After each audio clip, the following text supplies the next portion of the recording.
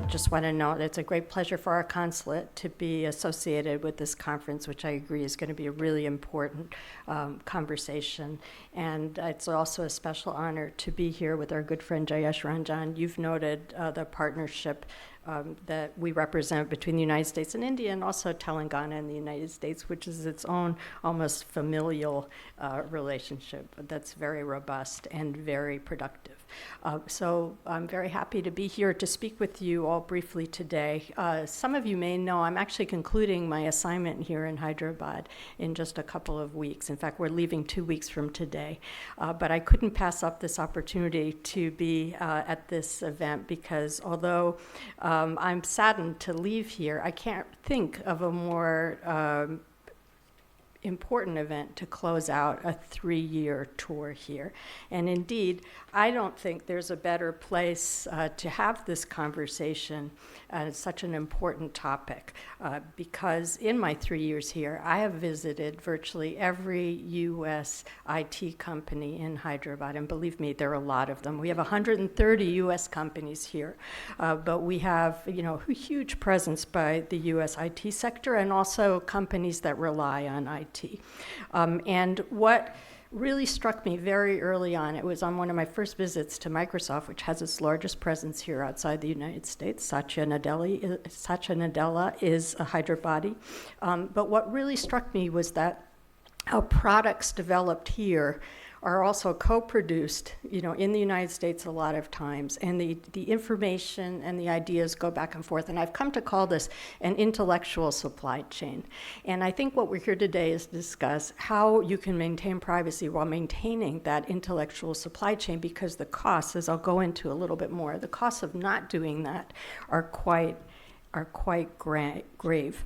And it's not just the United States and Hyderabad that are connected. In fact, the world is more connected than ever. And these connections have really changed in a fundamental way.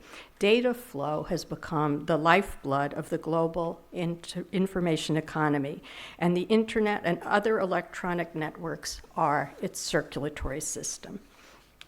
Remarkably, digital flows, which were practically non-existent just 15 years ago, now exert a larger impact on global GDP growth than the centuries-old trade in goods, and that's according to a 2016 McKinsey report entitled Digital Globalization, the New Era of Global Flows. The amount of cross-border bandwidth used has multiplied 45 times since 2005. It's projected to increase by an additional 9 times over the next 5 years as flows of information continue to surge. And virtually every type of cross-border transaction now has a digital component. Today, data flows account for 2.8 trillion US dollars of global GDP, and that is 2.8 lakh crores US dollars. I looked it up. Cross-border data flows now generate more economic value than traditional flows of trade in goods. Trade was once largely confined to advanced economies and big multinational companies, but today a more digital form of globalization has opened the door to developing countries, to small companies and startups, and to billions of individual small business owners, innovators, and inventors. Tens of millions of small and mid-sized enterprises worldwide have turned themselves into exporters by joining e-commerce marketplaces. This is incredible, but right now, approximately 12% of global goods trade is conducted via international e-commerce. And so that number is only going to grow if the conditions are right. Even the smallest enterprises can be born global, and the smallest firms can compete with the largest multinationals. The new business models and markets that will increasingly drive the next phase of industrial revolution and the world economy in the years ahead are predicated on the ability of data to move as seamlessly as possible across a reasonably open and unfragmented internet. Trans-border data flows will be foundational to what is called the Internet of Everything, the confluence of people, process, data, and things. But the unchecked accumulation of blockages to data flow could greatly diminish the prospects for this evolution and all that evolution brings with it: socioeconomic development and personal empowerment. Globalization and technological developments, particularly the growth of the internet, raise important questions about transborder data flow regulation. For example, does it make sense anymore to distinguish between transborder data flows and any other kind of online data processing, given that data moves across the internet without regard to national borders? The types of data transferred across borders have also changed over time. There's now much more data containing information about identifiable persons, in other words, personal data, and that is being transferred more than ever before, as well as more sharing of personal data between governments than ever before, often for law enforcement purposes. There is, of course, a need for greater transparency about how data is transferred internationally and for greater interoperability between regulatory institutions. However, regulation tends to focus too much on applying local standards to personal data that is transferred outside of national borders, rather than on the global implications of restricting those transborder data flows. There's also a disproportionate relationship between the increasing flood of personal data now being transferred online and the limited possibility to enforce transborder data flow regulation by traditional legal means. And in fact, forcing concentrations of data storage in single or limited locations runs contrary to accepted information security protocols, and therefore may actually have the effect of weakening information security.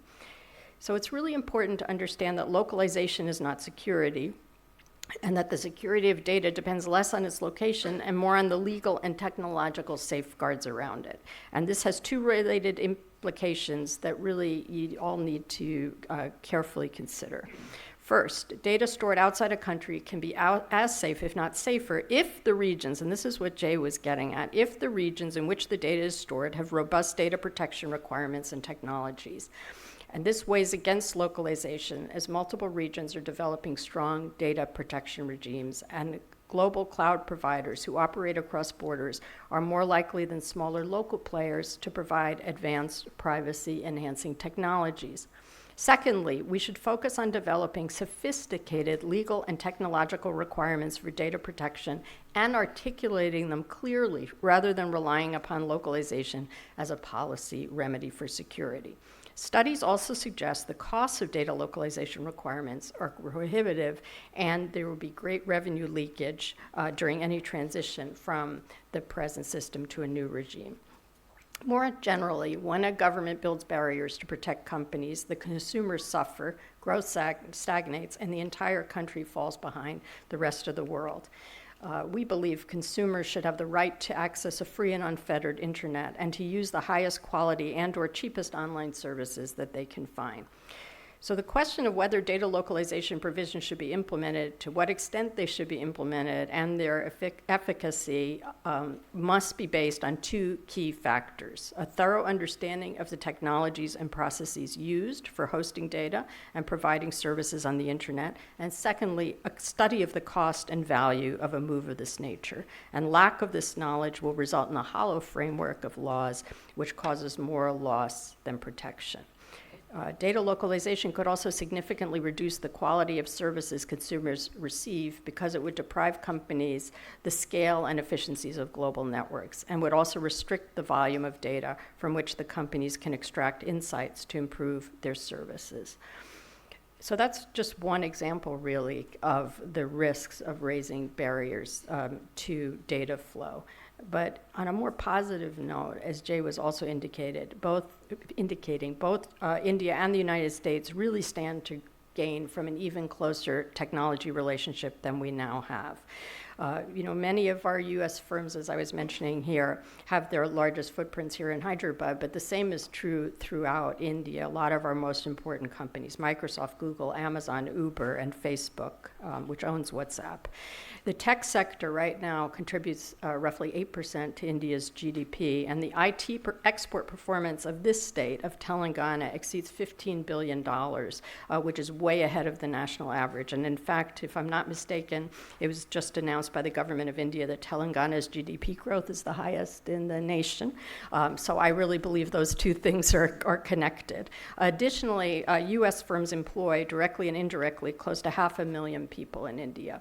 Almost 1/5 of those Indian employees of U.S. firms are employed right here in this city. And the advantages in cost competitiveness and ease of doing business, which have made Indian cities, such as Hyderabad, what they are today, hinge on the continuation of policies that facilitate, among other things, transport-or data flows. Now, as any major relationship, there are just going to be instances when two countries, in this case, the United States and India, are going to have divergent opinions. And this is why we're hopeful that we will continue to engage on ICT, or information and communications technology issues, to make sure we can agree on policies that effectively support the development of the tech sector in both the United States and India. The ICT sector really presents a very unique opportunity for our bilateral relationship, as this sector has contributed really greatly to our shared economic growth. Just as significantly, and again, you see that in this region so closely, it's enabled closer people-to-people ties. It's not just Telangana and Andhra Pradesh right next door, but throughout the country. And the ICT sector is also increasingly a domain with implications for our national security and international relations. So this is a field where the United States and India can and really should play a leadership role jointly. We can leverage our close technology relationship to unleash the true potential of our national economies while safeguarding our interests in global governance and geopolitics. I want to also thank, I've been a little remiss, I of course want to thank USIBC for bringing us here today, and for ISB for hosting us. ISB, I have to say, has been a wonderful partner to the consulate well before I came, but in the 3 years that we've been here under the leadership of Dean Raj, we are very proud to call you our friends.